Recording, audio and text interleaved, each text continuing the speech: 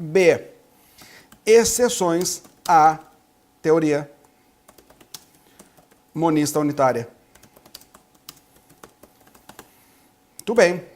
Nós vamos ter uma exceção que o César Alberto Bittencourt chamou de dualista.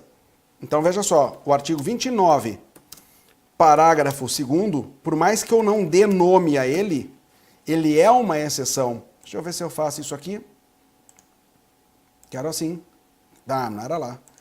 Muito embaixo. Quero aqui, mas eu quero que seja mais para dentro. Ah, beleza. Fez uma bolinha diferente ali. Então o que acontece? Eu vou encontrar no 29, parágrafo 2º, a cooperação dolosamente distinta. Por que cooperação dolosamente distinta? Olha, tá aqui o dolo, ó. Quis participar, isso que é dolo. De um crime menos grave. Bom, um crime menos grave é uma participação dolosamente distinta. Então, para César Alberto Bittencourt, isso se chama teoria dualista. Essa cooperação dolosamente distinta. De qualquer forma, é uma exceção à teoria monista unitária. Nós vamos encontrar outras exceções ao longo da legislação, como, por exemplo, ó, artigos. Acho que eu vou fazer assim, ó, artigo 124 versus artigo 126 do Código Penal. Será que fica bom assim? Aborto. Veja só, 124. 124. Provocar aborto em si mesma ou consentir que outro lhe provoque. Beleza, né? Isso aqui é lhe mais o. Lhe provoque. Então, uma mulher que consente que alguém pratique o aborto, responde 124. E o aborteiro? Provocar o aborto com o consentimento da gestante. Então, nós temos aqui uma exceção à teoria monista unitária. As duas pessoas convergem as suas condutas na direção de um resultado, aborto, e cada um responde por um tipo penal autônomo. Muito bem. O que mais que eu posso encontrar? 235, artigo 235, caput, versus artigo 235, parágrafo 1º, ambos do Código Penal, crime de bigamia, casar já sendo casado, 235, contrair alguém sendo casado novo casamento. Beleza, o que já era casado e casou, 235 caput. Agora, aquele que não sendo casado contrai casamento com pessoa casada, conhecendo essas circunstâncias, é punido com tal pena. Então nós temos aqui um pelo caput e o outro pelo parágrafo 1º. O que mais que eu posso pensar aqui? Corrupções. Artigo 333 versus artigo 317, crime praticado por particular contra a administração pública e crime praticado por funcionário público contra a administração pública. Corrupções ativa e passiva. Olha só. Vamos tocar lá para 333 primeiro. Corrupção ativa. Oferecer ou prometer vantagem devida a funcionário público para determiná-lo a praticar ou omitir ou retardá-lo de ofício. Beleza. Então aquele que está oferecendo a bolinha, 333. O que está recebendo a bolinha, 317. Botei 316, lá é concussão. Escrevi 316? Não, 317, certinho. Solicitar ou receber para si ou para outro, indireto ou indiretamente, ainda que fora da função antes de assumi-la, uma bolinha. Vantagem devida ou aceitar a promessa da vantagem. Tá ali. Muito bem. Crime de falso testemunho. Eu acho que vou botar um outro antes, ó. Artigo. Vou botar dois logo. 334 e 334A versus artigo 318 Código Penal. Olha que legal.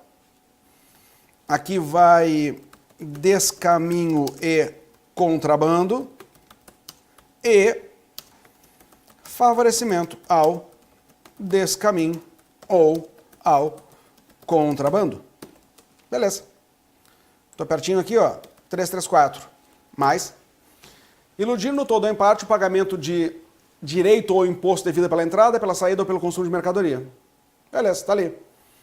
334A. Importar ou exportar mercadoria proibida. Beleza. Esse é o que sonega imposto e o outro que traz coisa que não era para trazer. E quem é que favorece ele? 318. Facilitar com infração de dever funcional a prática de contrabando ou descaminho. contrabando esse caminho. Beleza. O que mais que eu posso pensar aqui? Posso pensar no artigo 342, falso testemunho, versus artigo 343 do Código Penal. Falso testemunho, tipo misto alternativo. Veja lá, 342. Fazer afirmação falsa ou negar ou calar a verdade como testemunha, perito, contador, tradutor ou intérprete em processo judicial ou administrativo, inquérito policial ou em juízo arbitral.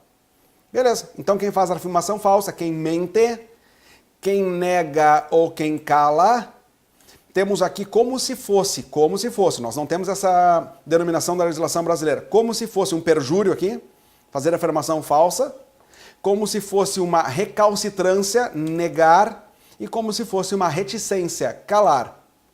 Doutor, discorra sobre o crime de reticência? Certo, é quando a testemunha cala algo que sabe.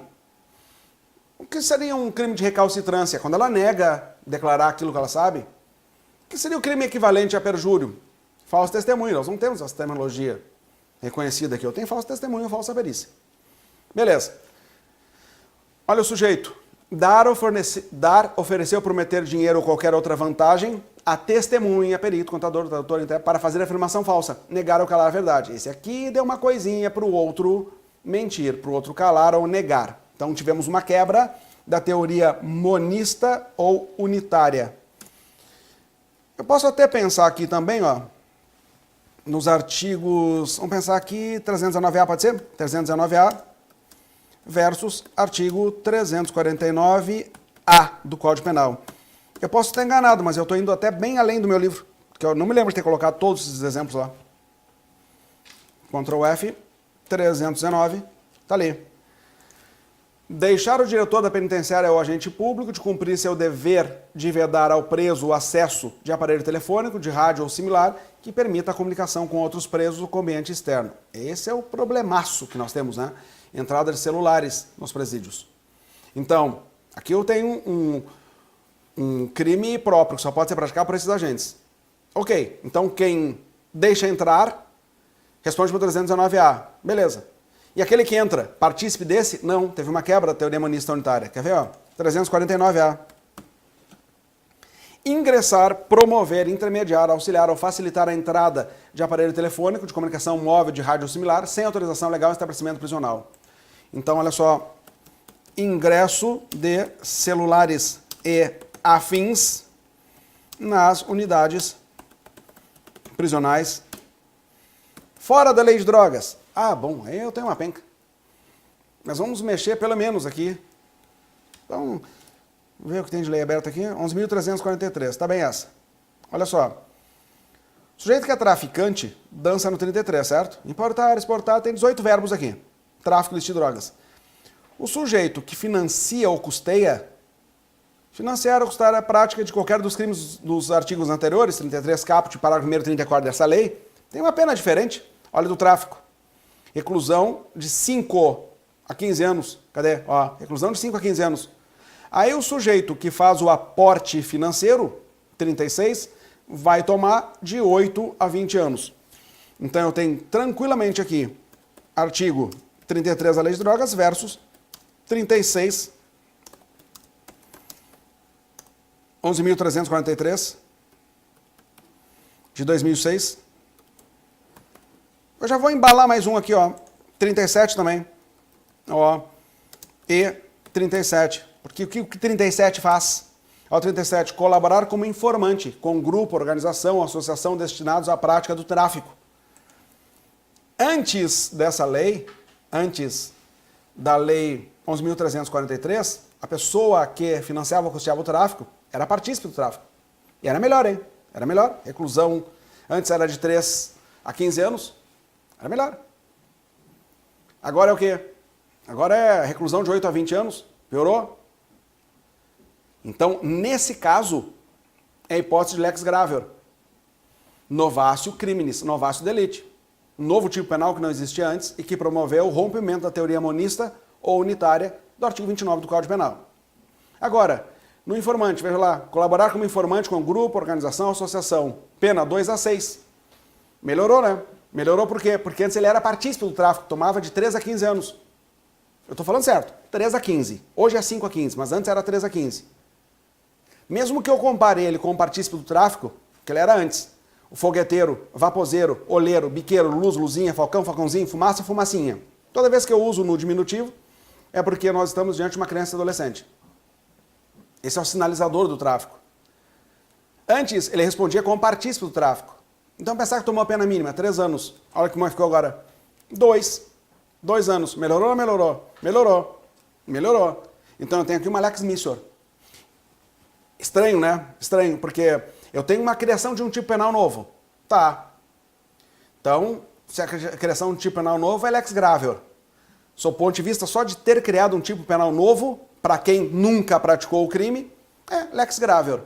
Novatio legis incriminadora, novatio criminis. Agora, sob o ponto de vista de quem tinha sido condenado com base na lei anterior, não posso negar que é uma lex missor. Novatio legis in melius. Então, doutores, esse é um tipo penal perigoso. O examinador pergunta: a Lei 11.343, de 06, esse é o artigo 37, pune a conduta de, aspas, colaborar como informante com grupo, organização, associação destinados não sei o quê, com a pena de 2 a 6 anos. Esse tipo penal foi criado por esta lei. Aí vai perguntar como se configura.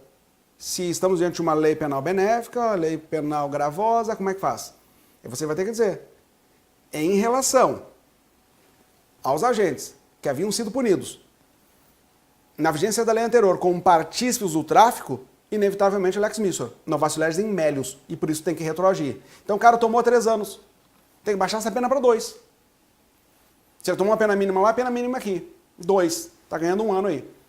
Agora, em relação a quem nunca praticou crime algum, é lex gravior novatio criminis. Então veja só, eu tenho aqui, tranquilamente, as hipóteses de financiamento ou custeio e também a hipótese de colaborador do tráfico. Então, doutores, nós temos várias hipóteses de exceções à teoria monista ou unitária. Várias hipóteses de exceção à teoria monista ou unitária. Até aqui nós vimos algumas disposições preliminares ao concurso de agentes. Mas nós precisamos entrar nele. Nós precisamos conhecer quem são os autores, as teorias que envolvem os autores, as espécies de autoria e depois ainda examinar toda a participação. Vamos tomar um cafezinho, dar uma relaxada, voltamos em seguida. E lá se foi mais uma aula. Se você quiser assistir a todo o conteúdo, entre em daviandré.com.br e ali vai encontrar alguns cursos que já estão à sua disposição. Um grande abraço e até a próxima.